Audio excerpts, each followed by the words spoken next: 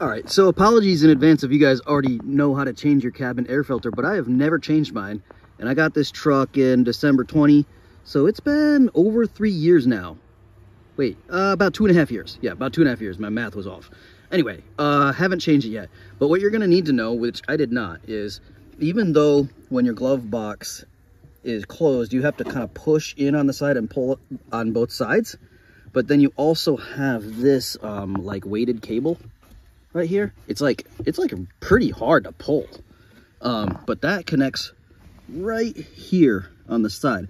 So you're gonna have to get it's gonna come down like that, right? So you're gonna have to get a screwdriver in there and pop that little tab out, which is right there. Pop that out of there.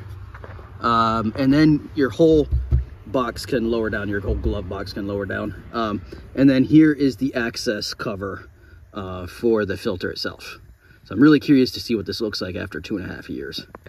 All right, so to open this, you're gonna pinch this thing right here. And then this little door just comes right completely off. Ooh, it looks pretty dirty already. I'll show it to you after I pull it out. All right, so here's the old one compared to the new one, and you can see a huge difference. The new one has the fins going this way, but I don't think that's gonna make a big difference. But look at all of that. This is full of like, even that leaf right there was on top of there. You look in between here, there's just a bunch of leaves and crap in there. So I'm glad I'm changing this finally. This is the top side, so I'm assuming the airflow goes through this direction. Yeah, because this side has no chunks on it, so the airflow goes down through this side. But yeah, that's pretty nasty. So I'm gonna go ahead and change it with this one, and we should be all set. All right, so I've got that back in there and the cover installed, but the new one obviously. But this, what I've realized is it does not pull out very far.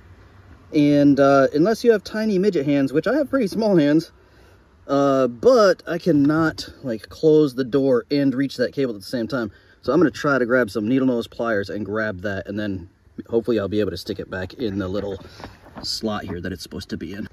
All right, after fighting with that little sucker with needle nose pliers and everything, I just cannot get this close enough to line up with that on that short cable.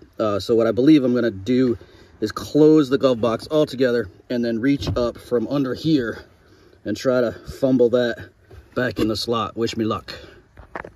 All right, I've had success. You can see, or maybe you can't. It's very difficult. Yep, right in there you can see the cable.